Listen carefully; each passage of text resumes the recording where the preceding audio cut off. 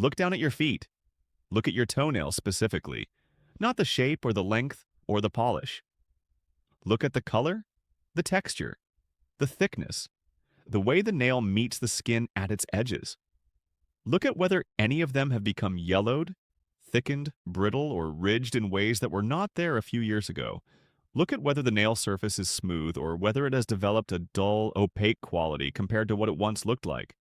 Most people who notice these changes attribute them to aging nails or to the fungal infections that everyone assumes are responsible for discolored, thickened toenails. And sometimes they are right. Fungal infections of the toenail, called onychomycosis, are common and do produce exactly those changes.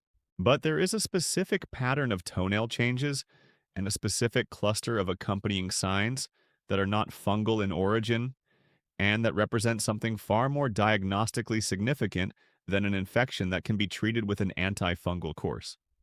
They are the visible external manifestation of a metabolic process that has been underway inside the body for years, affecting the small blood vessels and nerves of the lower extremities long before it shows up as an abnormal number on a blood test. And the people who carry these toenail changes most frequently are people who do not yet know they have diabetes. People in the pre-diabetic range, people with significant insulin resistance, people whose blood sugar has been elevated enough for long enough to begin doing what elevated blood sugar does to peripheral tissue, while every other symptom they have experienced has been explained away by something more ordinary. The toenail is one of the most blood supply-dependent structures in the human body. It grows at roughly 3 millimeters per month, which sounds slow, but it represents a continuous and metabolically demanding process that requires oxygen, nutrients, and the chemical signals of growth factors to be delivered consistently by the tiny capillaries running beneath the nail matrix and nail bed. When the blood supply to these structures is compromised, the nail growth process is disrupted in specific and characteristic ways. When the nerve supply to the nail bed is damaged, the sensory and autonomic functions that govern normal nail health and the regulatory signals for nail matrix activity are altered. And when the immune system's ability to respond to local infection is impaired, the nail becomes vulnerable to organisms it would normally resist. All three of these processes, reduced vascular supply, peripheral nerve damage, and impaired immune response, are hallmarks of poorly controlled blood sugar. And all three produce changes in the toenail that are visible to anyone who knows what to look for. If reading your own body's signals with this level of precision is the kind of health information you have been looking for, hit like and subscribe right now. Dr. Victor Lang built this channel to translate the visible language of the body into information you can actually act on. And what we are discussing today is one of the most accessible and most overlooked metabolic early warning systems the body produces. Let us start with the most common and most frequently misidentified of the diabetes-related toenail changes. Onychomycosis, fungal nail infection, is genuinely more prevalent in people with diabetes than in the general population, and the reason goes directly to the underlying metabolic pathology. Elevated blood sugar creates a local tissue environment that is more hospitable to fungal organisms for multiple overlapping reasons.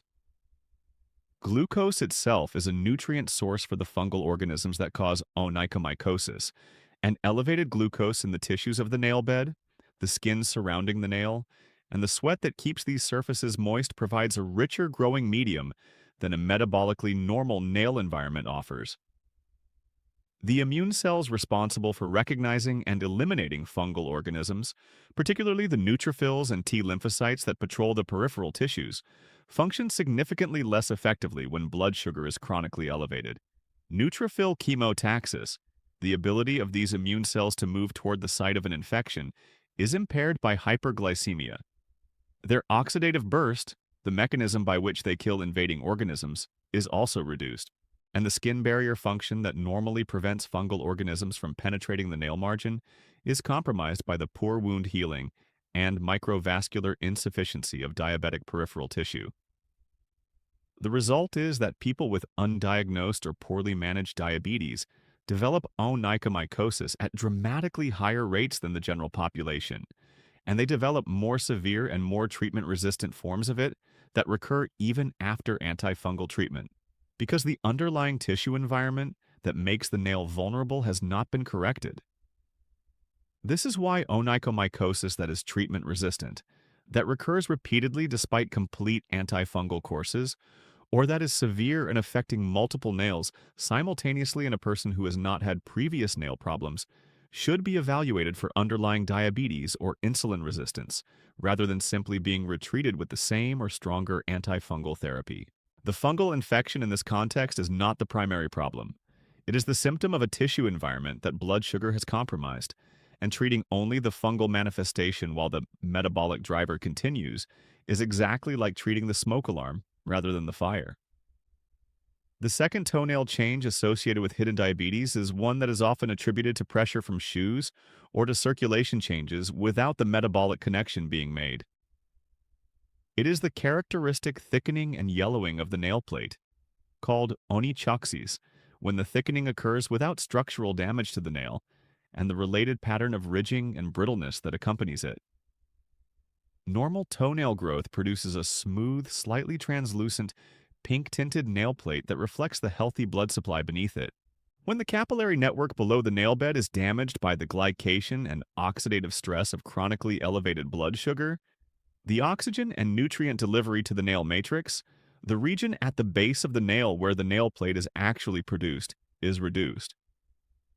The nail matrix cells called onosnychocytes are producing a nail plate of lower quality when their metabolic support is insufficient. The resulting nail is thicker because the matrix attempts to compensate for the lower quality of individual cells by increasing cellular output. It is yellowed because the reduced vascularity beneath the nail allows the pigmentation of the nail plate itself to dominate without the pink reflection of well-oxygenated blood beneath. It is ridged because the periodically fluctuating blood sugar levels create periods of better and worse matrix cell function that are recorded in the nail plate the way tree rings record the seasonal variation of growing conditions. And it is brittle because the reduced protein synthesis in metabolically stressed matrix cells produces a keratin structure with fewer crosslinks and less structural integrity than healthy nail plate. These nail changes from microvascular compromise in diabetes develop slowly and cumulatively. They are often first noticed in the great toenail, which has the longest distance from the heart of any fingernail or toenail, and is therefore the first to show signs of reduced peripheral vascular supply. A great toenail that has become progressively thicker, yellower, and more ridged over the past 1 to 3 years in a person who did not previously have nail problems, who has no obvious fungal infection confirmed by nail culture, and who has other markers of possible metabolic dysregulation such as ankle swelling, cold feet, or skin changes on the lower legs, is a clinical finding that warrants metabolic evaluation. Hemoglobin A1C and fasting blood glucose testing would take less than a day to perform and would either confirm or substantially reduce the concern about underlying diabetes as a contributing factor. The third toenail finding is one that involves not just the nail itself, but the relationship between the nail and the surrounding tissue.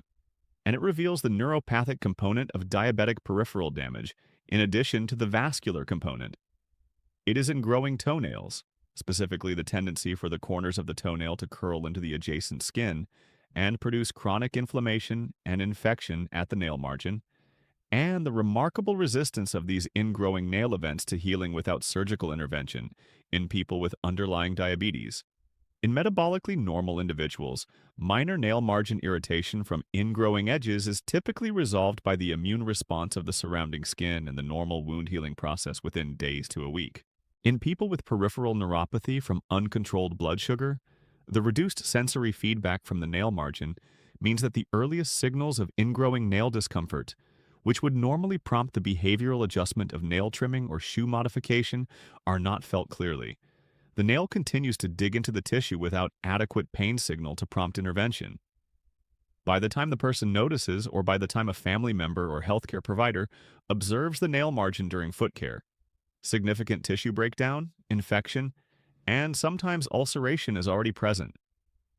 This is one of the pathways through which the diabetic foot ulcers that can require amputation develop, beginning with an ingrowing toenail that went unnoticed because the neuropathy that comes with diabetes silenced the pain warning that should have prompted early treatment. The fourth toenail signal is one that reflects the autonomic nervous system damage of diabetes specifically, and it is one of the least recognized because it involves a change in the surface characteristics of the nail that most people have no framework to interpret as meaningful. It is the loss of the normal shine and surface reflectance of the toenail. The development of a dull, matte quality to nail surfaces that previously had a normal gloss. The shine of a healthy toenail reflects not just the smooth surface structure of the nail plate, but also the moisture balance maintained by the small sebaceous glands and sweat glands surrounding the nail bed, whose activity is regulated by the autonomic nerve fibers innervating the skin of the toe. When diabetic autonomic neuropathy damages these small autonomic fibers, the glandular activity that maintains the nail's moisture environment is impaired. The nail becomes dry in a distinctive way, losing its surface luster in a pattern that correlates with the progressive loss of autonomic small fiber function in the skin. Dermatologists who regularly examine feet as part of diabetic foot care assessments are trained to notice this change because it is a reliable marker of autonomic fiber involvement, which in turn indicates that the neuropathic process has advanced beyond the purely sensory fibers to include the autonomic control of tissue function. The fifth toenail signal is one that becomes visible to anyone who examines their feet carefully, but that requires knowing what it means to interpret it correctly. It is the appearance of small, dark streaks within the nail plate itself, called splinter hemorrhages, which represent tiny bleeds from the capillaries just beneath the nail plate.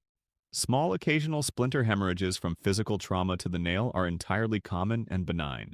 But in the context of diabetes, splinter hemorrhages can appear without any history of nail trauma, because the fragile, glycation-damaged capillaries beneath the nail plate are prone to spontaneous microbreeding under normal pressure and movement.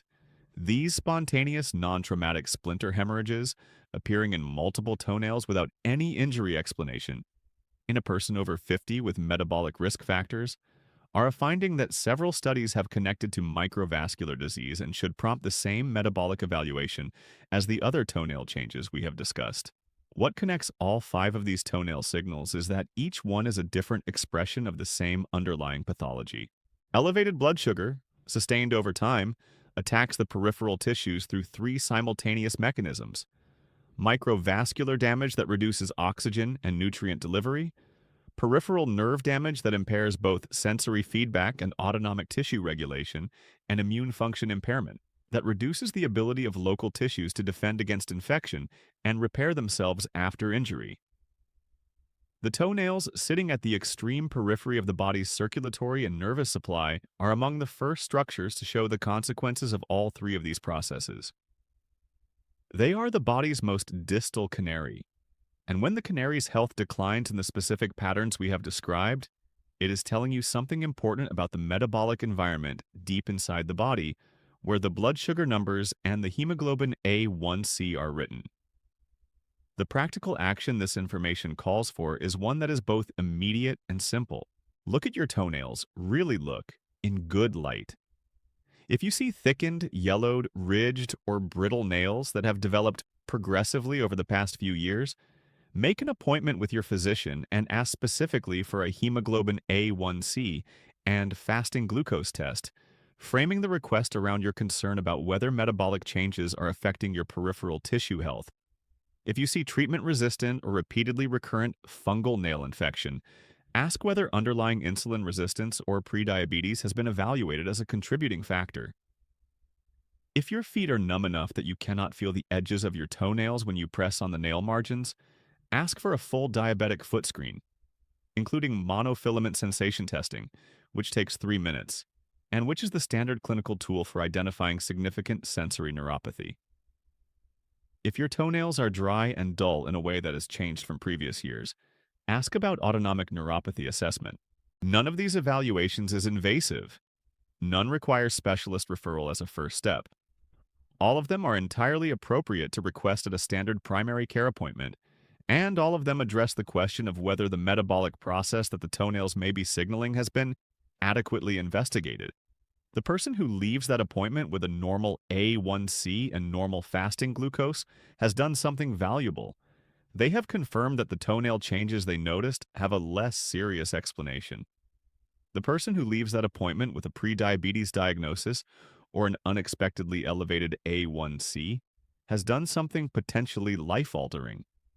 They have identified a metabolic condition at the stage where the interventions available to them are most powerful, before the vascular and neurological consequences have compounded to the stage where they are managing loss rather than preventing it. There is a specific kind of grief that comes from learning that your body was sending a signal for years that nobody taught you to read. The toenail that was just getting older, the feet that were just cold from poor circulation, the nail that was just a fungal infection that kept coming back. Each of these observations was hovering close to the truth without quite landing on it, because the framework for connecting them to the metabolic process underneath was missing. This video is that framework, and what you do with it determines whether it becomes merely interesting information or whether it becomes the beginning of a decision that protects you from something that was quietly advancing while you waited to feel worse. The toenail has been recording the story of your peripheral blood supply and your metabolic health with every millimeter of growth every week for years. It does not have a voice. It has only the visual language of the changes written into its structure by the biological environment in which it grew. If those changes have been telling you something, now you know how to listen. Tell me in the comments what you noticed when you looked at your toenails after starting this video. Tell me whether any of the signs we described resonated with something you have been seeing for a while without a framework to understand it. And please share this video with everyone in your life who is over 50, because the gap between seeing a toenail change and understanding what it might mean is exactly the gap that this video closes.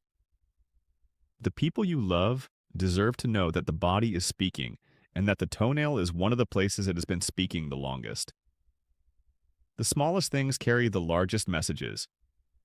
You just needed someone to teach you the language.